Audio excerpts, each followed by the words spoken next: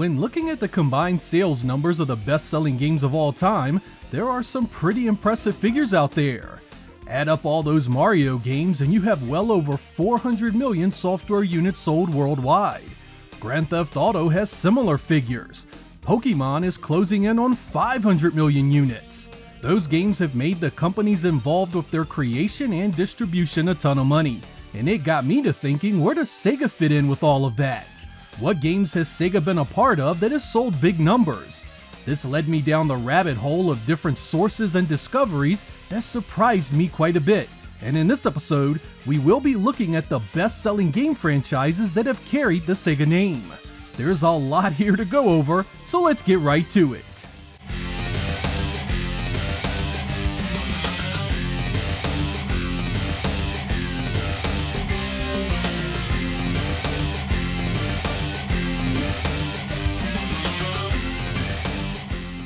Our first game series on the list showed up in 2008 on the PlayStation 3, and has seen numerous sequels and remakes since. Valkyria Chronicles is a tactical RPG where you control different troop types as you face what seems like overwhelming enemy forces. The world it's based on mirrors our own during World War II in many ways, though it's also quite a bit different.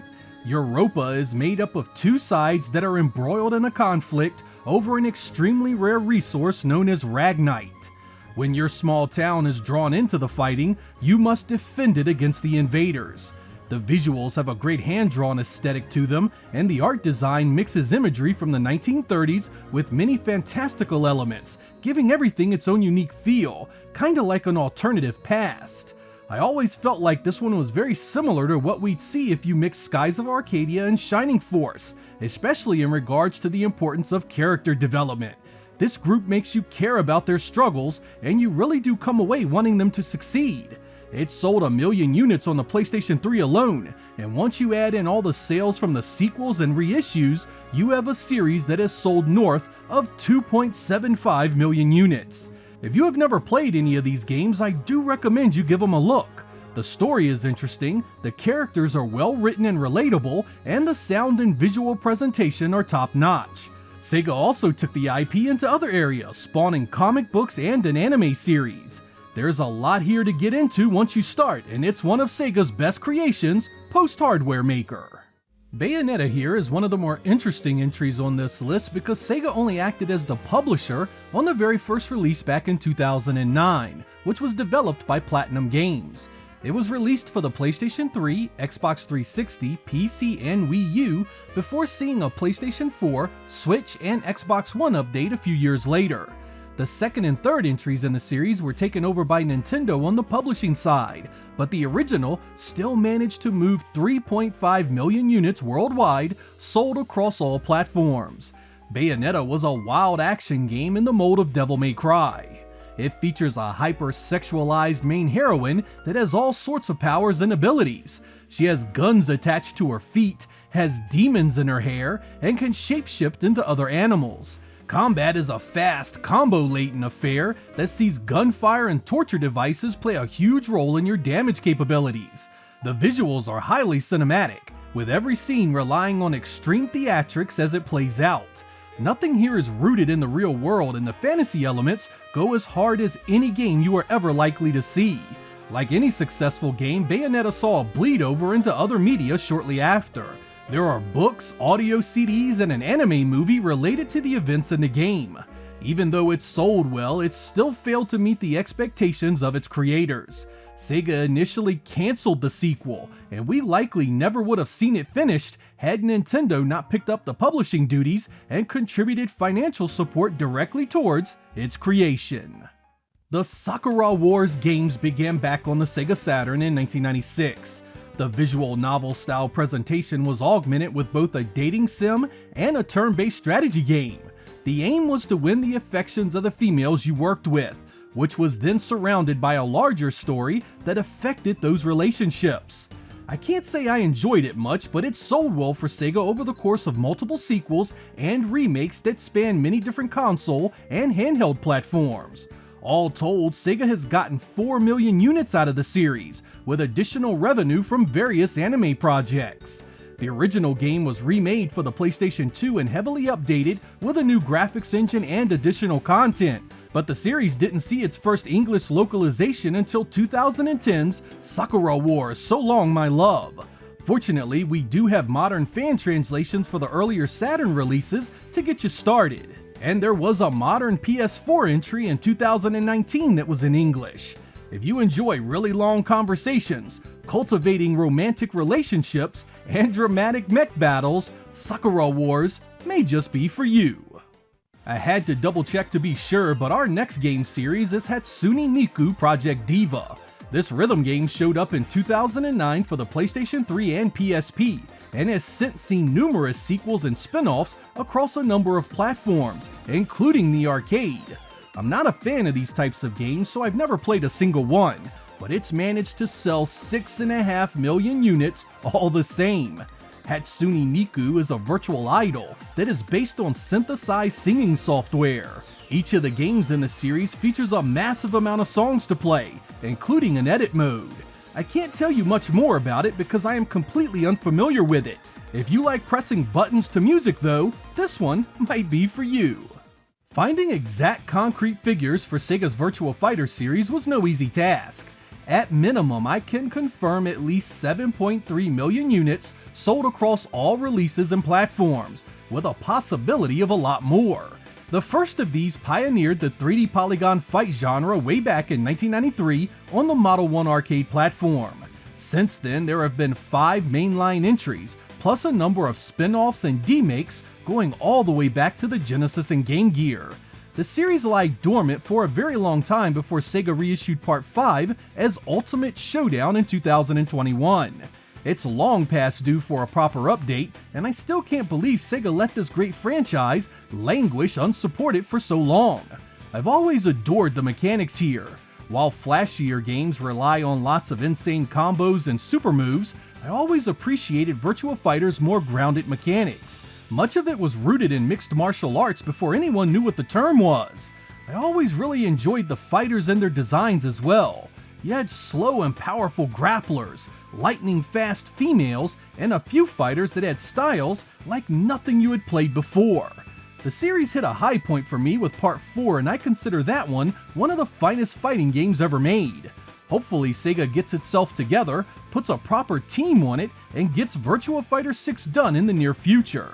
I feel if it's done right, Sega will be adding a lot more sales to this great series of fighters. Believe it or not, the Yakuza games have been around since 2005 when it first showed up on the PlayStation 2. It sold very poorly in the West initially, but has since gone on to be very popular with 9 mainline entries, nearly a dozen spin-offs, and even a handful of remakes. All told, this series has now racked up more than 25 million units in sales for Sega, making it one of their most successful in-house developed series ever. Recently, Yakuza was renamed Like a Dragon, but still retains much of the same style the series is known for. Developer Ryugai Gotoku and the team that it employs has long been a part of Sega under numerous names, and has been responsible for helping make games like Super Monkey Ball, F-Zero GX, and Binary Domain. Its founder, Toshihiro Nagashi, was a member of the original Sega AM2 arcade division, and helped make games like Virtua Racing and Daytona USA, which may be why there is a tradition of preserving older arcade titles within the Like a Dragon releases. Today, Like a Dragon is one of Sega's largest and most successful endeavors, seeing pretty much yearly releases to satiate its ravenous fan base. Its most recent release, Like a Dragon Infinite Wealth, is again selling well for Sega, and well on its way of being a huge hit with over 1 million units shipped worldwide. Hopefully that trend continues, and these great games get as much exposure as possible. The Puyo puzzle series has a long and storied history. It was originally created by Compile, a spin-off of their Mado Monogatari RPG series. The first one showed up in 1991 on multiple console, portable, and arcade platforms. Sega began a publishing relationship with Compile a year later, and then outright purchased the rights to the franchise in 1998. Counting all the mainline and spin-offs, there are now 26 games in the Puyo line, many of which have been developed in-house by Sonic Team. You wouldn't think to believe it, but this little puzzler has scored 25 million units in its time, making it one of Sega's biggest hits over the last 25 years. Since the original, the gameplay has evolved significantly, and has even been mixed with the likes of Tetris in the more modern releases. Chances are you've played this one in one form or another, and I doubt we've seen the last of this long-standing franchise. Next is a game series that was a joint venture between Sega and Nintendo, Mario and Sonic at the Olympic Games. The first of these showed up in 2007 for the Nintendo Wii, and has since had versions made for the DS, 3DS, Wii U, arcade, and Switch. It essentially follows the path of the actual Olympics, initially doing both summer and winter games, but now following the summer events primarily. Various characters from the Mario and Sonic games compete against one another in mini-games like boxing, swimming, and surfing. Sega does most of the heavy lifting here in terms of creation and shares the publishing side with Nintendo across the various world regions. It's actually not a bad set of games, and the local multiplayer is some of the best around. Seems quite a few people agree, because Mario and Sonic at the Olympics has moved 31 million software units in its time, an impressive number considering it's been locked to Nintendo platforms since its creation. Football Manager has become a staple for Sega since they acquired the UK-based developer Sports Interactive in 2006. Now, with 34 million software units sold under its belt, Football Manager is easily Sega's most prolific sporting endeavor to date. What started out as Championship Manager back in the early 1990s switched over to its new name when the relationship began with Sega. Ever since then, releases for mobile, PC, Mac, Nintendo, Sony, and Microsoft platforms have racked up some impressive figures worldwide. I wish I could genuinely extol the virtues of this popular series, but I'd be lying to you if I did. The most I can handle when it comes to soccer video games are titles that are very arcade in nature, and very simple to pick up and play. Football Manager is a sim that covers virtually every detail of the sport, from training the players, to signing contracts, to even building new stadiums. If your love and enjoyment of football is serious, this seems to be a deep and rewarding series that gives you just about everything you could want. The Total War series of strategy games first appeared on PC back in 2000, courtesy of Creative Assembly. Sega purchased the studio in 2005 and brought it under its umbrella of subsidiaries, and has published Total War ever since. As of their latest release, Total War Pharaoh, the series has moved some 45 million units of software across 16 entries and a number of spin-offs. This one can be overwhelming, but it also gives you a look at war and conflict like few games can. Essentially, you take control of one of the game's leaders with the goal of crushing your enemies and gaining as much power as possible. Battles take place as clashes between enemy units where you must manage resources like weapons and armor while being mindful of terrain and the types of environment you are in. Everything affects you and your enemies, so a straight numbers game doesn't always equal success. The visuals of the series over the years has been a highlight, and is always fascinating to see major conflicts play out. The series has been updated regularly since its first release, and I doubt Sega will stop that anytime soon. Sega's most successful franchise is one that will likely come as little surprise to most of you. Sonic the Hedgehog has been moving impressive numbers since he first showed up in 1991, now totaling a staggering 100 million units across all releases. The Little Blue Blur has been here for over 30 years now, and has been a 2D platformer, a 3D action game, an RPG, a party game, and even a racer. Sonic's success story is directly connected with the rise of the Sega Genesis in North America, and a big reason why Sega was able to compete so well with Nintendo during the 16-bit generation. There's been highs and lows over the years since, but Sonic continues to be one of Sega's most reliable moneymakers and still remains the face of the company as its mascot.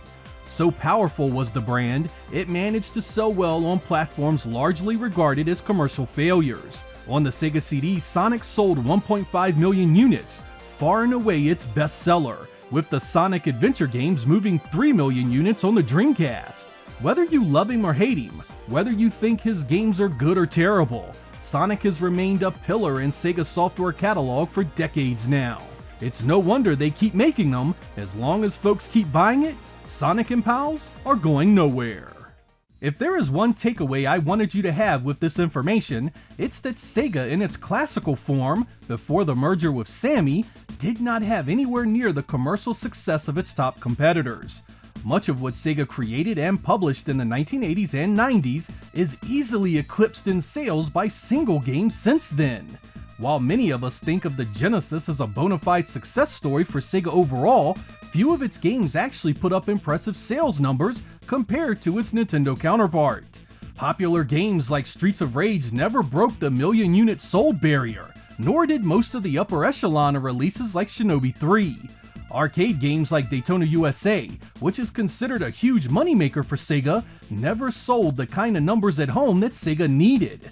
Looking at these titles as purely a numbers game may be why current Sega management rarely dabbles in remakes, reissues, or remasters at a rate most of its fans would prefer. They see these older franchises as having limited appeal back then, so it would be more of the same today. I connect this directly with Sega's New Era, New Energy promotion we recently received. This is likely Sega's big push with older franchises to see what their modern appeal may be. Can the likes of Shinobi, Golden Axe, and Crazy Taxi put asses in the seats, making their investment worth Sega's time and money? Only time will tell how that goes, and it may be the very last chance we have as old school fans of Sega to make a difference. I'm Sega Lord X, thank you guys for watching, and I will catch you next time.